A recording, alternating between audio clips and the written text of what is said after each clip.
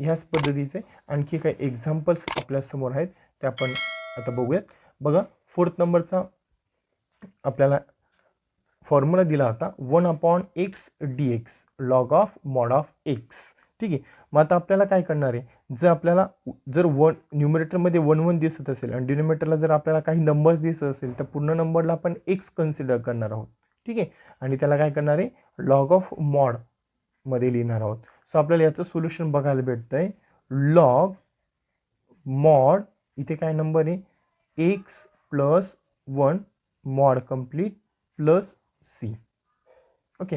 Same आपल्याला integration find करायचं आहे 1/x - 1 dx. सो खूप सोपं आहे. काय लिहिणार आहे, लॉग आणि मॉडमध्ये हा जो डिनोमिनेटर दिसतोय तो, सो x - 1 मॉड कंप्लीट आणि पुढे कंपल्सरी आपण काय लावणार आहोत, c लावणार आहोत.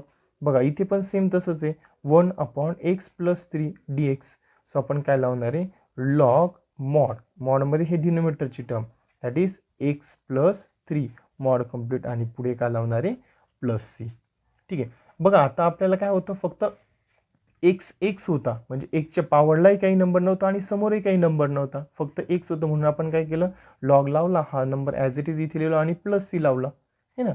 आता बघा आता नेक्स्ट जर आपल्याला x सोबत जर काही नंबर आला म्हणजेच इंटिग्रेशन ऑफ 1/ax + b आणि पुढे dx दिसते म्हणजे आता इथे x सोबत काहीतरी व्हॅल्यू दिसते. मग अशी व्हॅल्यू आली तर काय करायचं असतं, तर इथे जी व्हॅल्यू दिसते ती डायरेक्ट 1/a अशा स्वरूपात लिहायची आणि पुढे प्लस c करायचं असतं. ठीक आहे. म्हणजे बघा आता आपल्याला इंटिग्रेशन दिलं आहे 1/2x - 1 dx. मग याचा आन्सर आपण कसं लिहिणार आहे, लॉग मॉड, इथे डिनोमिनेटरला जी नंबर दिसतोय तो आपण लिहितोय, तो दिसतोय 2x - 1 मॉड कंप्लीट इंटू, आता याचा डेरिव्हेटिव्ह ॲक्च्युअली आपल्याला लिहायचा असतो म्हणून इथे a येत असतो. सो आता याचा जर डेरिव्हेटिव्ह आपण जर घेण्याचा प्रयत्न केला तर याचा डेरिव्हेटिव्ह काय येणार आहे, 1/2 म्हणजेच काय येतोय, इथे जो a येतोय तो आपण इथे a मल्टिप्लाय केला होता. सेम आता इथे जर आपण बघितलं तर x सोबत 2 दिसतोय म्हणजे तो 2 इथे मल्टिप्लाय येणार आहे आणि पुढे येणार आहे प्लस c. आता याचा जर आपण डेरिव्हेटिव्ह फाइंड केला विथ रिस्पेक्ट टू x तर त्यावेळेला -1 कॉन्स्टंट असणार आहे म्हणजे तो 0 होणार आहे आणि derivative of 2x, derivative of x with respect to x म्हणजे 1 होणार आहे आणि हा ऑपरेटिव्ह कॉन्स्टंट म्हणजे तो 2 इथे येणार आहे. क्लिअर होतं. जर डेरिव्हेटिव्हचं लक्षात ठेवायला जर तुम्हाला गोंधळ होत असेल तर फक्त एक टर्म लक्षात ठेवायची, जर एक्सच्या समोर काही नंबर आला तर तो काय करायचा, ह्या पूर्ण टर्मला मल्टिप्लाय करायचा, एक तर लास्टला लिहा किंवा ह्या लॉगच्या आधी लिहा तरीही चालतं.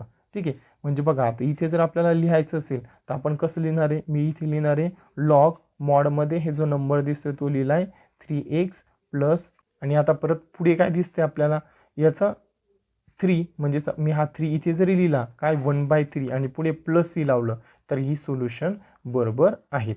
ओके.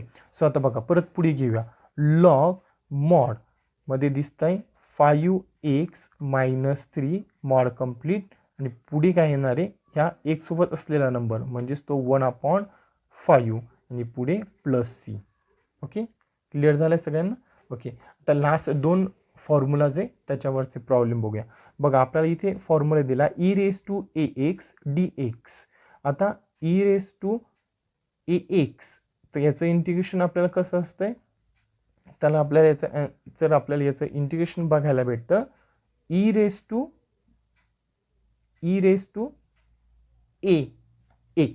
इथे a राहायला लिहायचा. सो आपण 2 मिनटं आपण राईट करून घ्या e⁴ax आणि परत हा नंबर आपल्याला कुठे लिहायचा असतो, डिनोमिनेटरला लिहायचा असतो आणि पुढे काय येणार आहे प्लस c.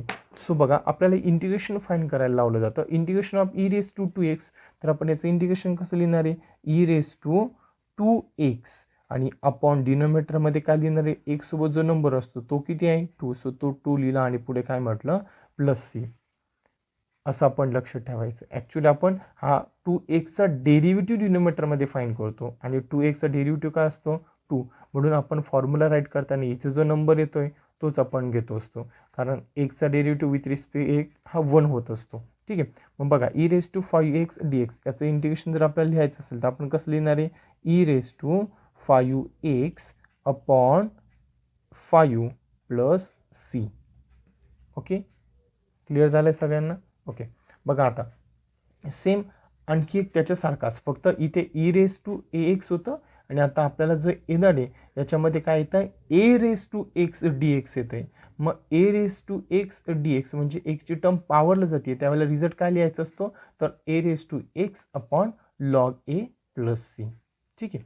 सो बघा आता आपल्याला नंबर दिसतो 5 raise to X D X. मग याचा आन्सर आपण कसं राईट करणार आहे, 5 रेस टू एक्स आणि अपॉन डिनोमिनेटरमध्ये काय दिसणार आहे, लॉग, इथे जो नंबर होतो 5 आणि त्याच्या बेसला ई आणि पुढे आन्सर येणार आहे प्लस सी. सेम तसंच आपल्याला एम रेस टू एक्स आहे. बघा एम म्हणजे कॉन्स्टंट नंबर झाला आणि त्याच्यावरती एक्स आहे. सो याचं पण आन्सर कसं येईल, m raise to x upon log, इथे जो नंबर दिसतोय तो एम आणि बेसला असतं ई प्लस सी. ओके, हे याचं सोल्युशन होणार आहे. ठीक आहे. अशाच डेली व्हिडिओ आपल्या अपलोड होत राहणार आहे. आपला आजचा स्टँडर्ड फॉर्म्युलाचा कन्सेप्ट आपण आत्ता बघितला आहे. सो अशाच नवनवीन व्हिडिओ बघण्यासाठी चॅनलला लाईक करा, चॅनल सबस्क्राईब करा, वरती नोटिफिकेशन आयकॉन बेल आयकॉन आहे त्याला प्रेस करा, ते हिट करून ठेवा की जेणेकरून नवीन अपलोड होणारी व्हिडिओची इन्फॉर्मेशन तुमच्यापर्यंत पोहोचेल. Okay, thank you.